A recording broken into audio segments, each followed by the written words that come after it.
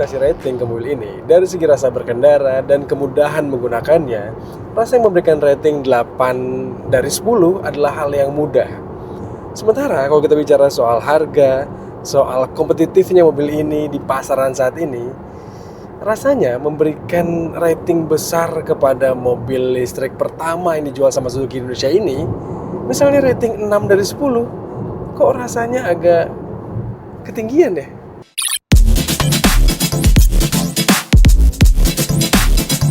Kami masih ingat momen di mana Suzuki gembar-gembor akan menjual mobil listrik pertamanya di Indonesia. Mulai diperkenalkan dari konsep di tahun 2023 lalu. Terus di semester kedua tahun 2025 mulai tuh dijual secara global. Marketingnya keren, di Jepang tuh pas kami lihat sampai ditaruh di stasiun-stasiun. Sampai akhirnya di Februari tahun ini, 2026, resmi dijual sama Suzuki Indonesia. Dan pas tahu harganya, jeng-jeng, 750 juta coy. Kirain mobil ini bakal desain untuk kompetitif ngelawan banyak mobil listrik Cina. Tapi ternyata ya bakal geli-geli aja buat mereka.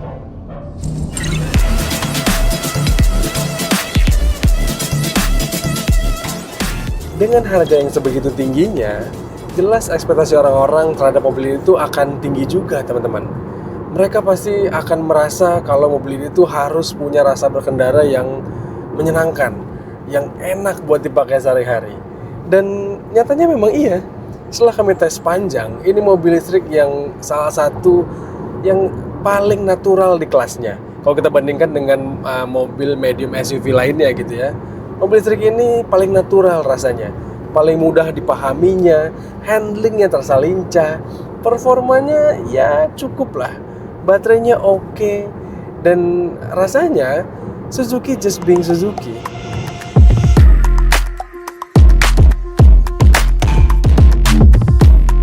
Suzuki terasa punya niat pengen transisi yang smooth dari pengguna model Suzuki yang bensin, terus pas geser ke e-Vitara ini bisa mudah untuk break-in-nya. Rasa berkendara mobil ini tuh juga nggak nakutin buat yang awam di skena mobil listrik.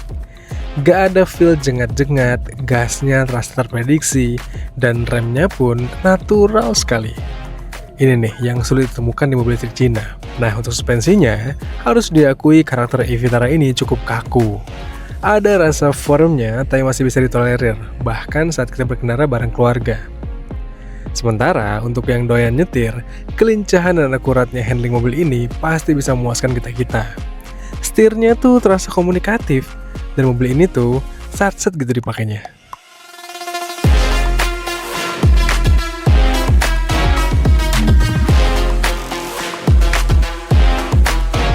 Tapi, ketika kita bicara soal mobil listrik, jelas bahasan kita tuh nggak hanya soal handlingnya yang menyenangkan, soal rasa berkendaranya yang istimewa gitu ya, enggak. Pasti orang-orang juga skeptis akan baterainya. Apalagi di mobil yang harganya berapa, hampir 800 juta, 750 jutaan. Pasti orang merasa kalau mobil ini akan membawa baterai yang sangat besar. Nyatanya ya bisa dibilang nggak besar-besar amat, cukup lah. Di Indonesia, kita mendapatkan Suzuki e-Vitara yang trim atau spek tertinggi untuk baterainya, di mana baterainya menggunakan baterai yang berkapasitas 61 kWh yang bisa menempuh jarak kurang lebih diklaim 460-an km, teman-teman. Dan sejauh kami tes, setiap kami isi full, memang range yang tampil di speedometernya ini bisa lebih dari 450, lebih dari 460 km. Sehingga menurut kami secara efisiensi, jarak segitu bisa untuk ditempuh. Bahkan mobil ini secara potensi mungkin bisa lebih irit lagi. Tapi ya kalau kita balik lagi ke pembahasan soal value dengan harga, orang-orang udah merasa kalau harga segitu tuh bisa dapat mobil listrik yang baterainya jauh banget jarak tempuhnya. Dan dengan harga 70 jutaan, baterai yang hanya 61 kWh ini rasanya kurang cukup. Dan gak heran kalau orang-orang tuh berharap lebih akan mobil ini.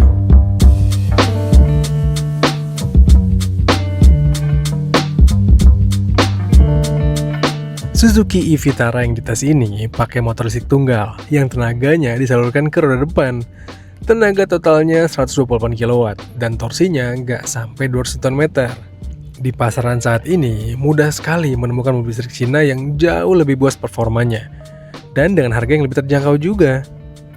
Tapi lagi-lagi, orientasi Suzuki bukan juga untuk adu performa. Karena e-Vitara di atas kertas cukup membuat tenang dengan jarak tempuh yang cukup lah. Efisiensi listriknya juga baik dan kemampuan ngecasnya cepat.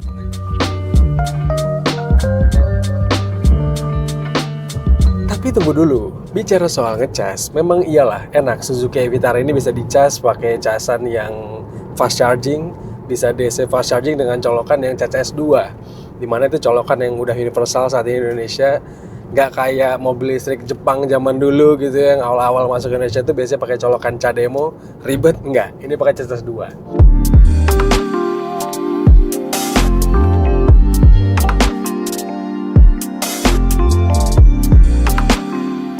Bicara soal fitur, Suzuki juga membekali e-Vitara dengan ADAS yang lengkap dan sangat bisa diandalkan. Terima kasih karena rancangan drone produksi mobil ini di India, yang lalu lintasnya sama uniknya kayak kita.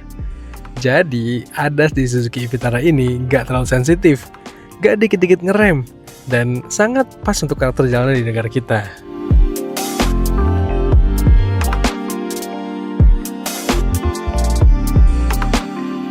Fitur lain di mobil ini yang membuat tampilan interiornya jadi terlihat lebih premium adalah jelas ini. Penggunaan atap model panoramik yang tapi entah kenapa dikasih hanya sebidang di depan sini. Dan buka tutupnya pun masih manual.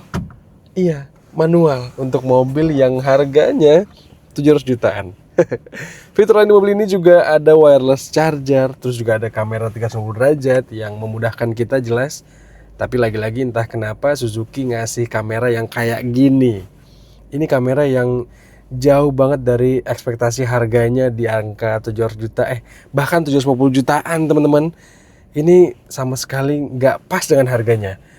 Bahkan kalau kita berkaca dengan pabrikan Cina lain yang mungkin harganya setengahnya gitu ya, 300 jutaan, name it. Jayco misalnya, Jayco J5 itu kameranya jauh lebih jernih teman-teman. Dan ya itu yang jadi PR buat Suzuki, harus cari vendor kamera yang lebih bagus. Tapi yang menyenangkan dari mobil ini adalah dan rasanya membuat fitur-fitur tadi jadi lebih bermanfaat, lebih mudah buat dipahami, lebih mudah buat dikendalikan adalah mobil ini hadir dengan banyak sekali tombol fisik. Dan itu yang membuat kita jadi merasa mobil ini punya kelas tersendiri.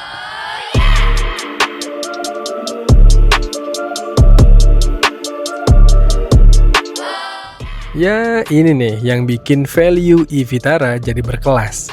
Karena nggak kayak kebanyakan pabrikan Cina yang segala pengaturannya sok-sokan minimalis ngumpet-ngumpet. Nggak, di mobil ini tuh masih banyak banget tombol pengaturan fisik. Nice touch Suzuki. Nah bicara soal pengaturan juga, mudah deh buat kita cari titik ergonomis menyetir mobil ini. Karena pengaturan jok dan setirnya lengkap. Untuk sisi supir bahkan dikasih yang elektrik. Tapi untuk penumpang masih manual. Sayang ya. Suzuki juga kasih kita fitur penghangat jok yang saya nggak tahu nih kapan kepakainya di Indonesia. Terus di dalam kabin sini ada beberapa tempat penyimpanan dan ruangnya tergolong cukup lah sebagai mobil yang berukuran mirip-mirip sama Honda HR-V, Hyundai Creta dan kawan-kawan.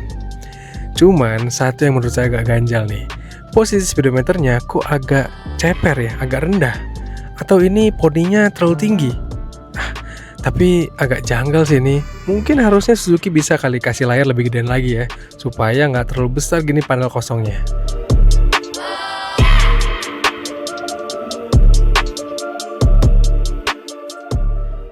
Sayang banget kesan mobil ini tuh besar teman-teman, tapi bagasinya terkesan sempit karena lantainya cukup tinggi. Meskipun kalau kita bawa barang besar, kita bisa aja mengekspansi bagasi dengan cara melipat jok baris keduanya. Ada berbagai macam cara untuk pelipatan joknya, mau kita lipat tengahnya aja, mau kita lipat sampingnya, kiri kanannya. Karena jok baris keduanya punya konfigurasi yang 40, 20, 40, sehingga bisa fleksibel buat kita mengatur barang bawaan kita. Dan sebenarnya lantai bagasi ini menjadi tinggi karena alasan tertentu teman-teman, dan alasannya itu menjadi worth it rasanya. Nih, pertama kita bisa taruh ini perintilan-perintilan, mau itu emergency tools, dan ini ada portable charger. Dan yang menarik juga, mobil ini masih membawa ban serep teman-teman. Wow, jarang banget di mobil listrik zaman sekarang yang ngasih ban serep. Dan ini lagi-lagi menjadi value lebih untuk Suzuki e-Vitara ini.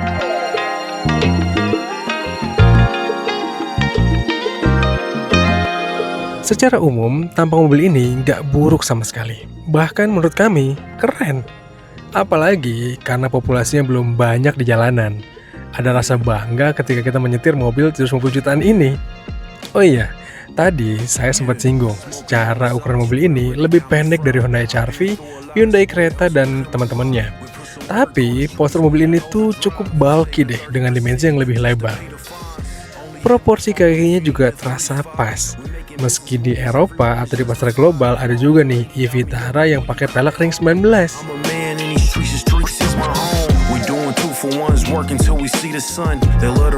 Tapi kalau satu hal yang harus saya ganti ketika beli mobil ini adalah dari bannya, teman-teman. Bannya sebenarnya oke lah, pabrikannya MRF dari India sana.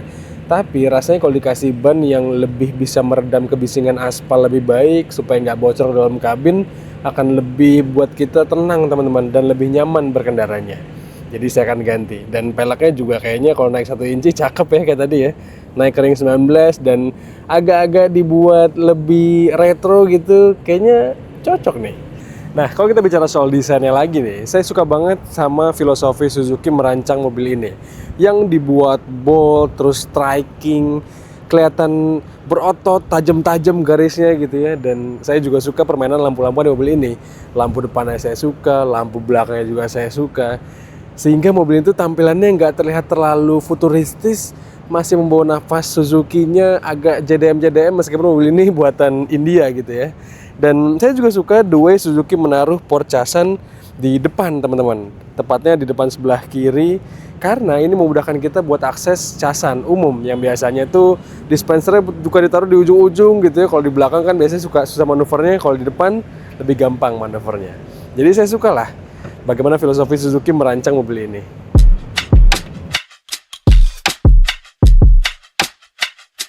Suzuki yang kita kenal sebagai pabrikan yang kompetitif secara harga, mungkin nggak mau main dengan pola yang sama di mobil ini. Ibaratnya nih, nggak salah kok kalau kita bilang e-Vitara ini project senang-senang dan dirancang sama Suzuki untuk menggoda loyalis mereka.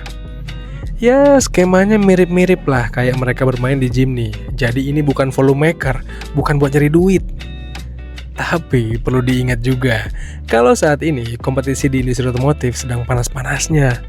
Apalagi untuk kelas mobil listrik ini nih. Jadi, langkah yang dimainkan Suzuki ini jelas penuh perdebatan ya. Menurut kami, kalau mobil ini dijual dengan harga yang lebih murah, misalnya di angka 400 jutaan gitu ya, jelas mobil ini akan menjadi kompetitor yang lebih galak untuk melawan rival-rivalnya, khususnya dari pabrikan Cina yang sedang seru-serunya nih ngasih harga jual. Tapi ya untuk saat ini Suzuki ngasih bandrol harga yang mereka rasa pas untuk mobil ini. Menurut kami sih ya kurang pas. Menurut kalian gimana? Apakah e-Vitara ini cocoknya dijual di harga 400 jutaan juga kayak yang kami harusnya harapkan? Atau menurut kalian emang mobil ini pantasnya dijual segini?